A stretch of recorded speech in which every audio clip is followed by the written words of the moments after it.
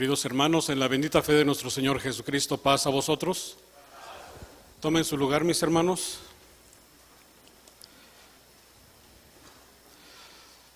Decía al final mi hermano Lázaro, ¿cómo será la vida eterna? ¿Cómo no, a lo mejor ni siquiera nos podemos imaginar de lo maravilloso, lo hermoso, lo fantástico, porque nada que hayamos visto se podría semejar a una vida eterna, a cómo va a ser esa vida eterna. Y esa es un regalo de nuestro Dios que pues nos tenemos que ganar también, porque pues está ese regalo, pero no quiere decir que nada más porque sí nos los vamos a tener. Tenemos que ganarlo también. Tenemos que luchar para que podamos tener ese regalo que ya se nos ofreció. Pues también vamos a adquirir ese gran regalo. Mis hermanos, hay regalos que son muy útiles, muy bonitos, muy buenos, muy costosos. Hay regalos que les hacemos a nuestros hijos para ayudarles en su vida, en sus actividades. Hay regalos que nos pueden ayudar para mejorar en la vida. Pero hay algunos que sí son muy, muy caros también y no necesariamente nos van a ayudar. Estaba viendo unos regalos que en la historia que han hecho algunas personas, y por ejemplo la reina Victoria de Inglaterra le habían regalado una piedra, un diamante, pero no estaba pulido, entonces lo mandó pulir este diamante, y para que era la joya de la corona. De ahí viene la frase célebre, la joya de la corona, como algo lo más valioso, el toque final de esa corona que tenía. Ese diamante que mandaron a hacer aproximadamente en el año 1852, tiene actualmente un valor aproximadamente de 450 millones de euros. ¿Y ese regalo para qué le podría servir? ¿Para el ego o en qué le podría ayudar? Es un regalo muy costoso, pero ¿cómo es que va a vivir bien con eso? Un emperador mongol en el año 1632 le mandó a fabricar a su esposa favorita, porque tenía varias esposas allá en la India, un edificio, un mausoleo que se llama el Taj Mahal, que es una obra arquitectónica muy, muy famosa, y pues está ahorita valuado en 760 millones de euros. Hay también millonarios un millonario estaba viendo, le regaló a su esposa un yate de 70 millones de dólares. Un yate de 70 millones de dólares. Un político le regaló a su hijo un Ferrari o Lamborghini de oro. ¿Y para qué le va a hacer? O sea, es útil un carro, pero un carro tan costoso y aparte de oro, ¿en qué le va a beneficiar?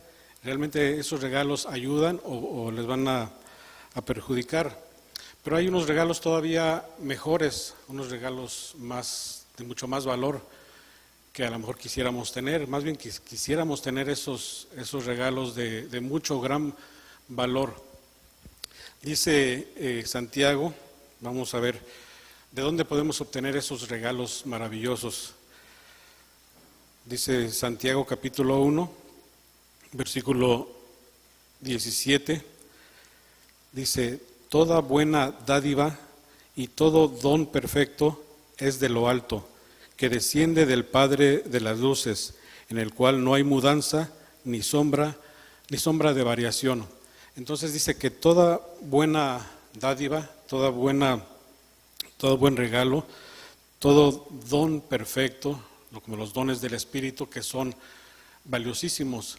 Tener los dones del Espíritu, si los tenemos, si los llevamos a cabo, son regalos que no tiene precio, son cosas que nos cambian la vida. Dice, desciende de nuestro Padre, entonces de Él descienden los mejores premios, los mejores regalos.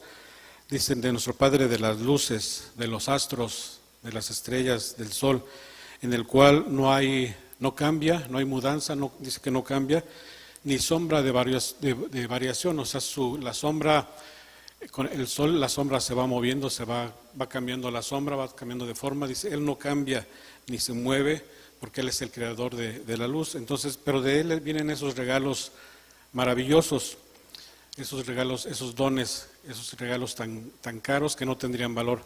Pero ¿cuál sería ahora sí como dice la frase, la joya de la corona? ¿Cuál sería el premio mayor? La vida eterna, ese sería el más grande regalo de todos. Dice Romanos 6, si alguien también quiere leer, mis hermanos, puede pedir el micrófono. Romanos 6, 23.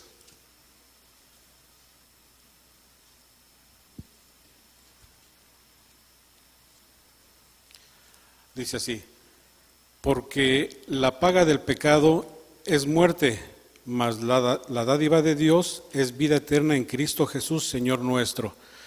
Entonces aquí nos está poniendo dos caminos, o la vida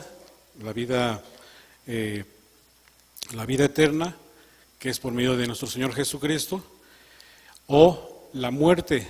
Y la muerte, ¿quién es el que provoca que pequemos? ¿Nosotros o Satanás? O nosotros le damos cabida, nos dejamos influenciar por Satanás, le abrimos la puerta a Satanás para que pequemos, lo dejamos entrar, y dice que porque la paga del pecado es muerte, mas la dádiva de Dios, vida eterna. Nosotros vamos a escoger el regalo, o escogemos el pecar, el llevar una vida de pecado que va a llevar a la muerte, porque dice que pues, es directo de muerte, o escoger el regalo de Dios, que es vida eterna en Cristo Jesús.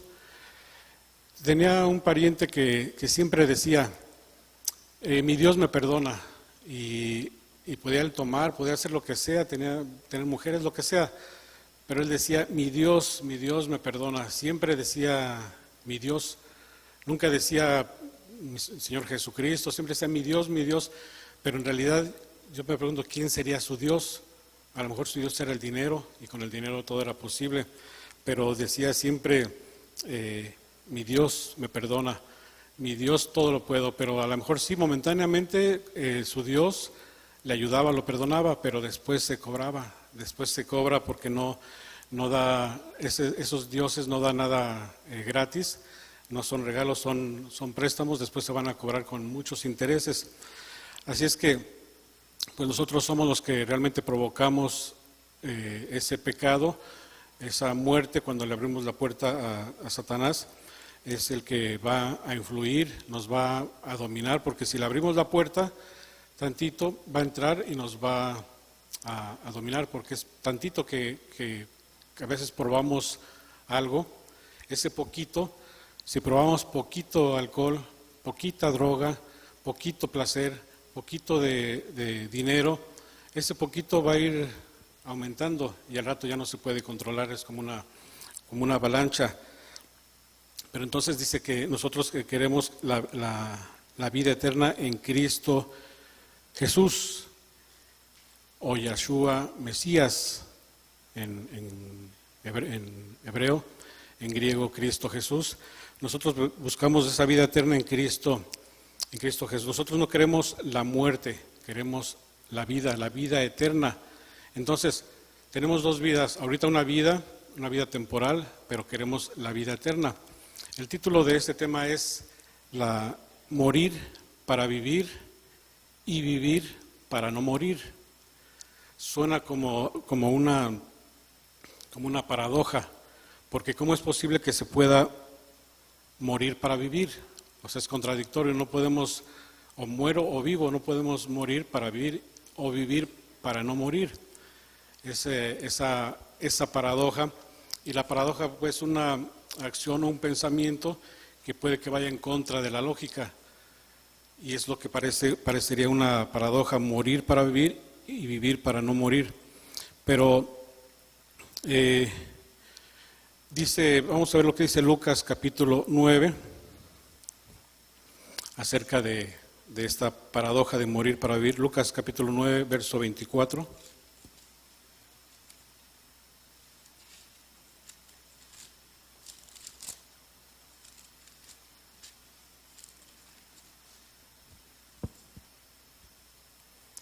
Lucas 9, 24 dice: Porque cualquiera que quisiere salvar su vida, la perderá. Cualquiera que perdiere su vida por causa de mí, éste la salvará.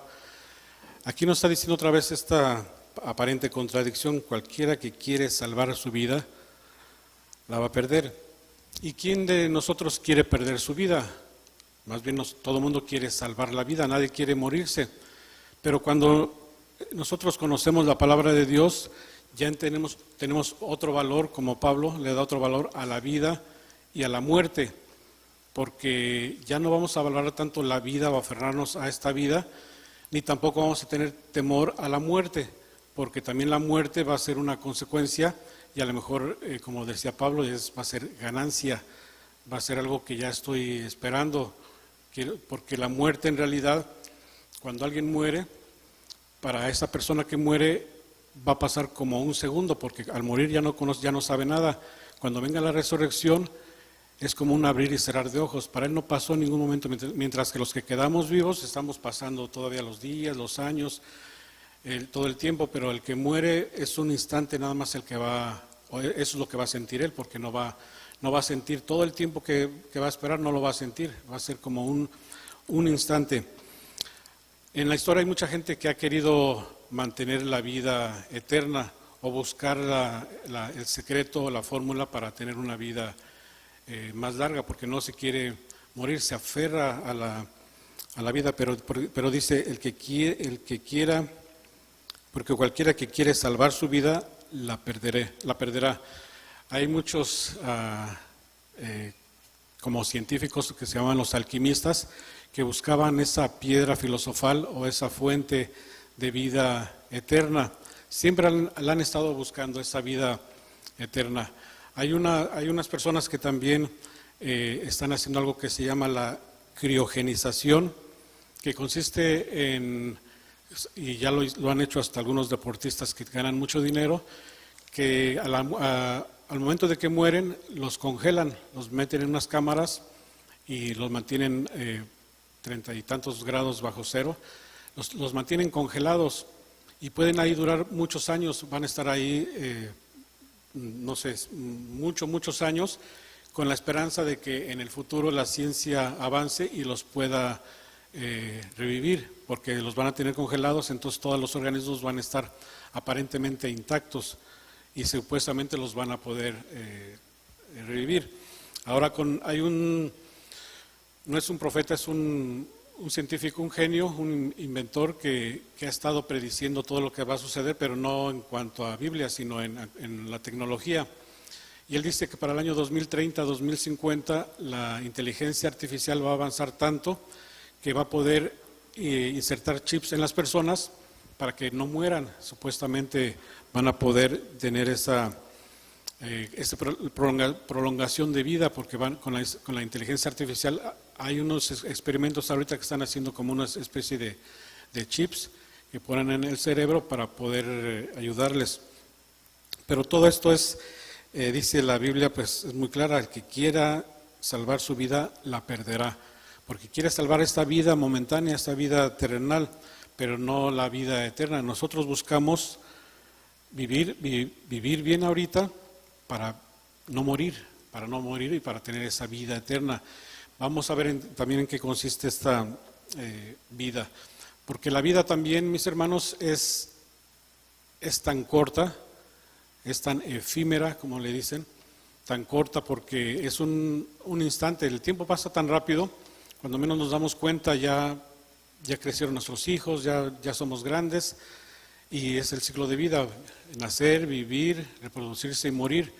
Se va tan rápido que pues tenemos que aprovecharlo, el tiempo que estamos viviendo, de la manera más sabia, más correcta. ¿Y cómo podemos hacer esa vida sabia? ¿En qué consiste la sabiduría? Pues es el temor de nuestro Dios también, esa sabiduría, pero también cómo podemos adquirirla.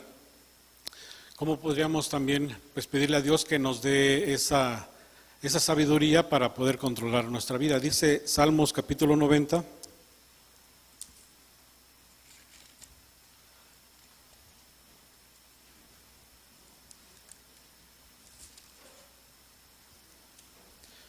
Salmos 90, versículo 12.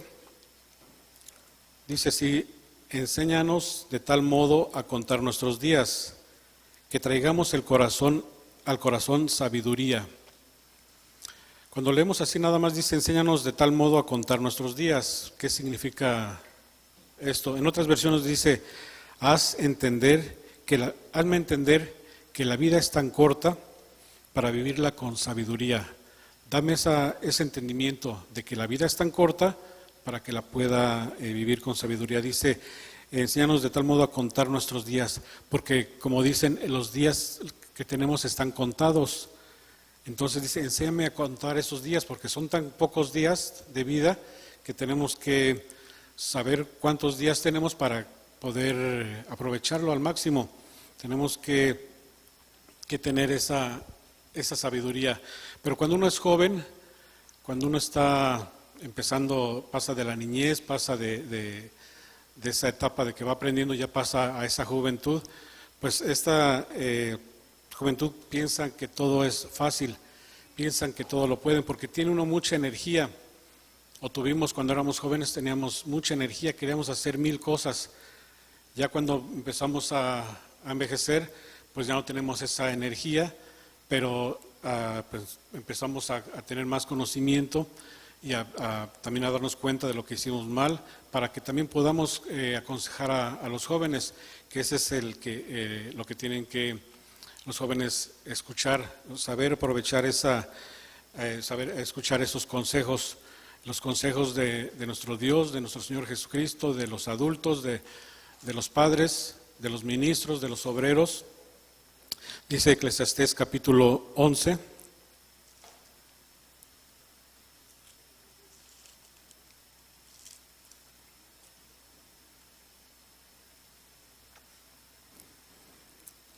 Fíjense lo que dice, lo que le dice a los jóvenes el Eclesiastés. Dice el capítulo 11, verso 9: alégrate, mancebo, alégrate, joven, mozo, en tu mocedad, y tome placer tu corazón en los días de tu juventud. Anda en los caminos de tu corazón y en la vista de tus ojos. Mas sabe que sobre todas estas cosas te traerá Dios a juicio. Dice: juventud, divino tesoro. ¿Quién escribió ese poema?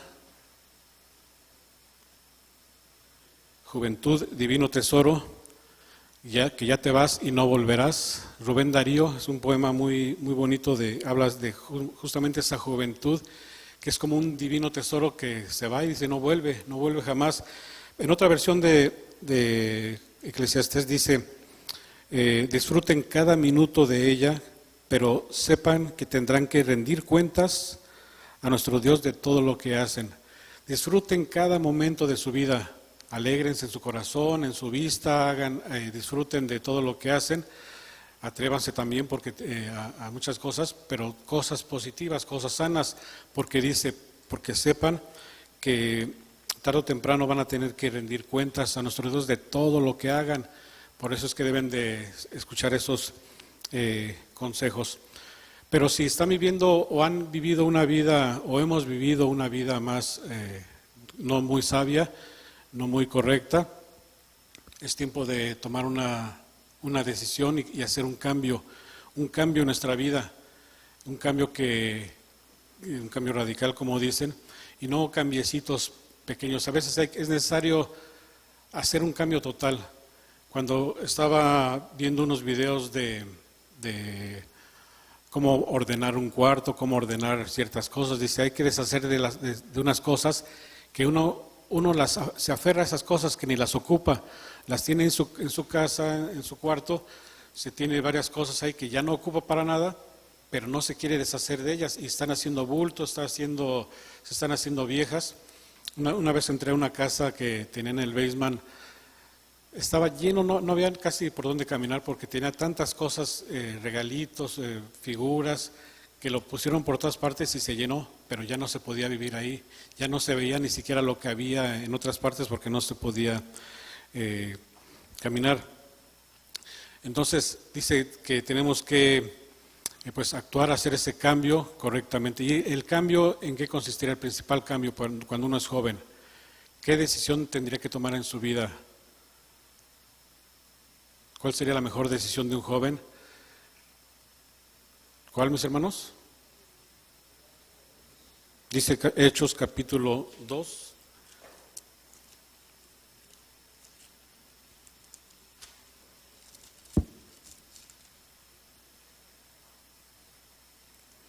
Hechos capítulo 2, verso 36, dice así: sepa pues ciertísimamente, aquí está hablando Pedro, está dando un sermón en Hechos capítulo 2, después de que hicieron la elección del que iba a cambiar, el que iba a sustituir a Judas, y después viene el Pentecostés, y después del Pentecostés Pedro da un sermón que les va a cambiar también la forma de pensar, la forma de actuar, las va a hacer reflexionar. Y dice el versículo 36: sepa pues ciertísimamente toda la casa de Israel, que a este Jesús que vosotros crucificasteis, Dios ha hecho Señor y Cristo. Entonces, oído esto, fueron compungidos de corazón, fueron conmovidos de su corazón, y dijeron a Pedro y a los otros apóstoles: varones hermanos, ¿qué haremos? Aquí se están dando cuenta de lo que han hecho, de todo lo que ha pasado, y dice ¿qué vamos a hacer ahora? Entonces se están arrepintiendo de lo que hicieron. Dice, ¿y cómo lo podemos solucionar? ¿Qué podemos hacer? ¿Qué vamos a hacer ahora? Pedro les dice: arrepentíos y bautícese cada uno de vosotros en el nombre de Jesucristo para perdón de los pecados, y recibiréis el don del Espíritu Santo. Entonces, ¿qué es lo que les pide Pedro aquí? Les pide dos cosas. Dice, arrepiéntanse y, ¿qué más? Y bautícense cada uno de vosotros. No dice del que actuó mal, sino cada uno de ustedes tiene que arrepentirse y bautizarse para el perdón de los pecados y para recibir también el don del Espíritu Santo. Entonces tienen que hacer ese cambio. ¿Y qué significa arrepentirse? ¿De qué se tenían que arrepentir? ¿De su último pecado? ¿O de toda su vida pasada, de todo lo que han estado haciendo? Arrepentirse significa volverse de, o sea, cuando alguien va en un camino y se arrepiente, se da vuelta, se regresa, ya no continúa. La raíz es volverse de, o sea, cambiar de dirección. Entonces, arrepentirse es cambiar la mentalidad, cambiar el pensamiento. Si antes en el mundo teníamos una forma de pensar que a lo mejor tolerábamos muchas cosas o se nos hacía normal ciertas cosas o graciosas, tenemos que cambiar de mente, cambiar de pensamiento, tenemos que hacer ese cambio, ese arrepentimiento. O sea, el arrepentimiento es cambiar de las cosas. Tenemos que cambiar nuestra conducta, nuestro comportamiento, nuestra forma en que hacemos las cosas también, porque les digo, a veces en el mundo se ven tantas cosas que se vuelven aparentemente normal o comunes, que todo el mundo las hace. Cuando estaba trabajando en gobernación en un tiempo, la mayoría sacaba ventaja para sí mismo económicamente, y se volvió como una norma, se volvió tan común que después ya todo el mundo hacía eso. Ya no se veía mal, se veía normal, porque lo habían normalizado ya, la corrupción, el saqueo, tantas cosas que, por eso dice, tenemos que cambiar nuestra conducta, cambiar de dirección de nuestra vida, hacer un cambio. Por eso dice, arrepiéntanse y bautícense, para dejar ese mundo, eso que hemos estado haciendo. ¿Y qué significa entonces también bautizarse? Bautizarse también es morir al viejo hombre, a la forma pasada de vivir, enterrarlo. Cuando uno se sumerge en el agua, se queda ahí, se sumerge y se entierra ese viejo hombre, se muere ese viejo hombre, esa esclavitud hacia el pecado. Al resurgir del agua es una nueva vida, dice, una novedad de vida, una oportunidad de vida, es una vida nueva. Por eso es un volver a vivir, un revivir, porque ya no morimos para ese viejo hombre. Por eso tenemos que morir para poder vivir y vivir una vida plena, una vida con nuestro Señor Jesucristo, para después alcanzar la vida eterna y no morir. Entonces ahí está esa aparentemente contradicción que se podía ver. Entonces tenemos que llegar a esa nueva vida, hacer ese cambio, arrepentirnos y bautizarnos. Es una de las decisiones más importantes en la vida de un cristiano, si no es que la más importante, la decisión de arrepentirse, de cambiar y bautizarse. Es el inicio, porque después, si uno vuelve a pecar, no se va a volver a bautizar. No voy a decir, bueno, me vuelvo a bautizar para que vuelva a matar a ese viejo hombre, ese hombre pecaminoso y volver a nacer. Ya no. Ahora pues tenemos que estar en esta lucha, una lucha constante, porque Satanás no va a permitir, va a luchar con más fuerza, porque antes nos tenía seguros ahí, esclavizados, pero cuando ya hacemos ese cambio, ahora va a querer que regresemos y se va a empeñar y va a poner más empeño en que regresemos a esa esclavitud. Dice Romanos capítulo 6,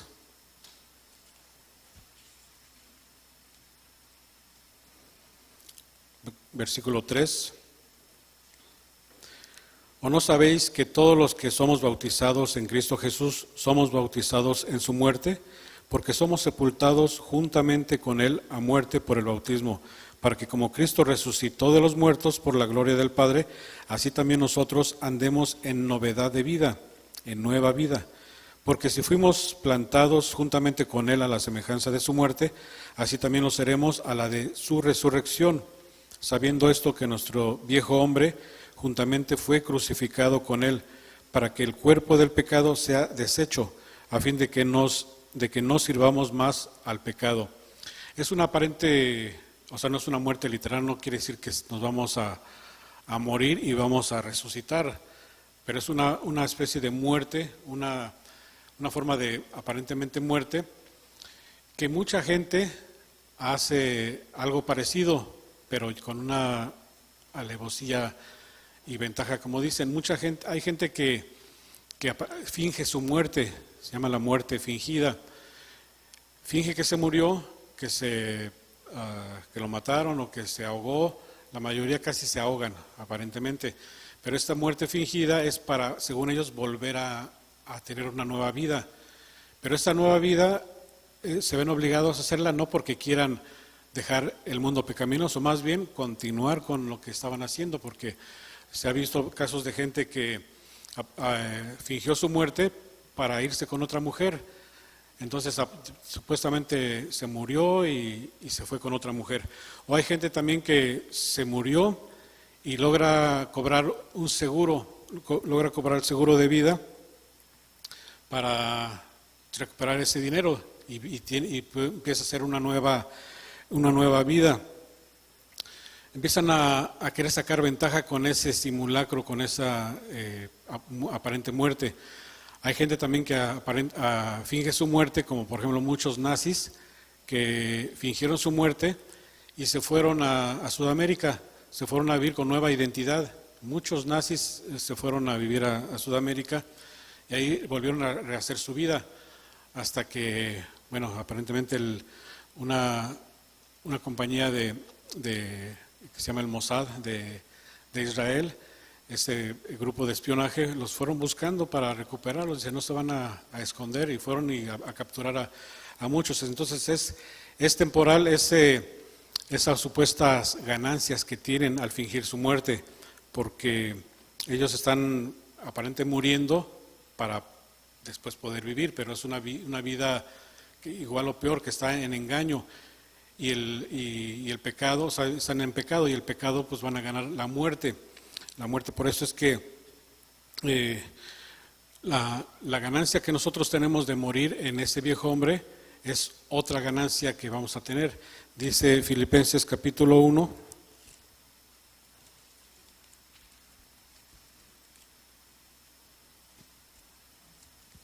verso 21, Filipenses: porque para mí el vivir es Cristo y morir es ganancia. Dice que el vivir con Cristo, obviamente vivir es Cristo. Es muy bueno vivir, que tengamos una vida en Cristo.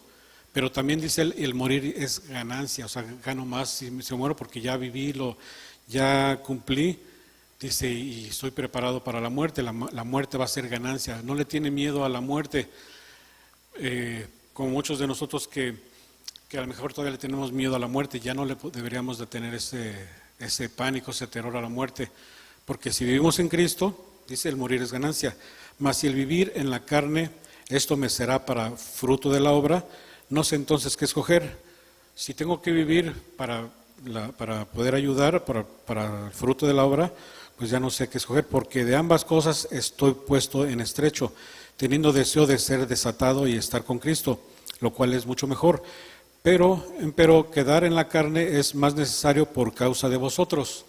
Si tengo que seguir viviendo para ayudar, para evangelizar, para predicar, para usted dice, es mucho mejor. También es necesario. Confiando en esto, sé que quedaré, que aún permaneceré con todos vosotros, para provecho vuestro y gozo de la fe, para que crezcáis vuestra gloria en mí, en Cristo Jesús, por mi venida otra vez en vosotros. Entonces, mis hermanos, vivir en Cristo, pues tenemos que vivir su evangelio, tenemos que vivir plenamente lo que Él enseñó. El evangelio de Jesucristo, que fue lo que dejó, eso es lo que tenemos que vivir, el evangelio de Cristo, imitar a nuestro Señor Jesucristo en su obra, sus pensamientos, imitarlo, es una imitación. Decía un psicólogo también a una persona que era muy tímida, no se atrevía a pedir un aumento de salario porque le daba mucha pena, no se atrevía a nada.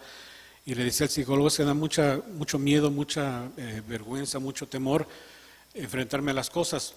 Entonces este psicólogo le dijo, pues lo que te recomiendo es de que actúes, imita a otras personas, actúa, ponte en un papel como que estás en una película y que ahora eres una persona valiente y que ahora su función en este acto es ir y pedir un aumento. Entonces haz de cuenta que es una obra de teatro que no es real y si funciona bien, si no funciona, entonces en su mente se preparaba, hacía como que ensayaba y se preparaba en esa obra que iba a fingir, iba a imitar a un actor, entonces lo lograba y se atrevía y decía, bueno, yo que tenía tanto miedo, entonces imitaba los actos. Tenemos que imitar a nuestro Señor Jesucristo. A lo mejor no es natural que nosotros seamos como Jesucristo, pero tenemos que imitarlo, tenemos que tratar de hacer lo que Él hacía, renunciar también a todo lo que nos impide llegar a Jesús. Hay muchas cosas que nos van a impedir estar con nuestro Señor Jesucristo, que es como decía, para llegar a la vida eterna por medio de Jesucristo, pero para estar bien conectados con Jesucristo hay cosas que nos impiden. La familia, el trabajo, el dinero, dice, hay cosas que a veces tenemos que cortarlas. Familiares que a lo mejor estábamos acostumbrados a convivir con ellos de una forma mundana y pues a lo mejor ya tenemos que hacer unos ciertos cambios también en nuestra vida. Tenemos que estar en Cristo. Dice también Romanos capítulo 14.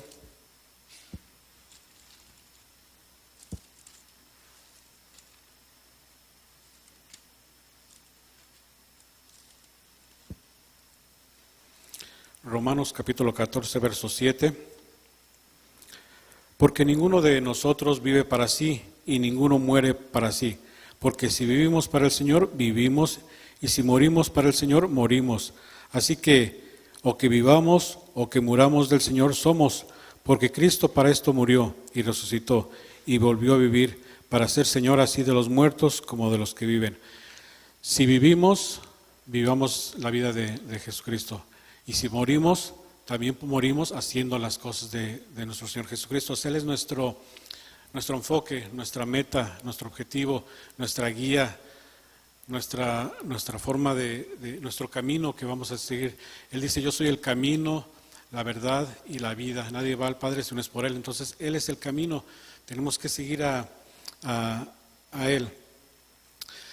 Ya para terminar, mis hermanos, vamos a ver cómo podemos tener esta nueva vida, ya que hemos de morir a ese viejo hombre para poder vivir esta vida que estamos que estamos apartada de una vida santa, una vida que, como les dije, morimos a ese viejo hombre, ahora estamos viviendo esta nueva oportunidad, y esta nueva oportunidad que estamos viviendo va a ser para ya después ya no morir, para lograr esa vida eterna.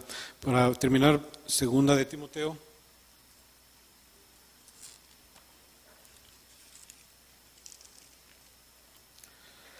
Segunda de Timoteo, capítulo 4,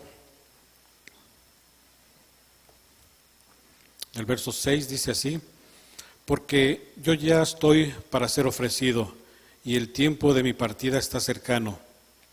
He peleado la buena batalla, he acabado la carrera, he guardado la fe. Por lo demás me está guardada la corona de justicia, la cual me dará el Señor, juez justo, en aquel día, y no solo a mí, sino también a todos los que aman su venida.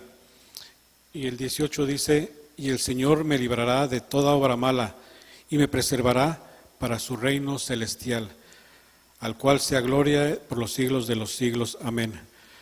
He peleado la batalla, la buena batalla, no perdí la fe, dice el apóstol Pablo, dice, no perdí la fe, luché esta batalla. Decía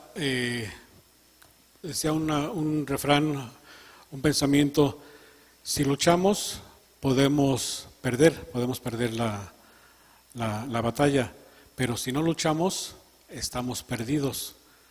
Entonces tenemos que luchar para tratar de ganar, porque también no va a ser fácil. Tenemos que luchar para que Él nos libre de cualquier obra mala y alcancemos esa corona de justicia, esa vida eterna, que una vez que lleguemos ya no va a ser como esta vida tan rápida que pasó tan pronto, que yo veía a mis hijos que estaban pequeñitos y ya ahora los veo, ya crecieron. Dije, no tuve suficiente tiempo para disfrutarlos, pasó tan rápido, y así todo va tan rápido, pero en esa vida eterna vamos a vivir va a ser algo magnánimo. Mis hermanos, que Dios los bendiga y paz a vosotros.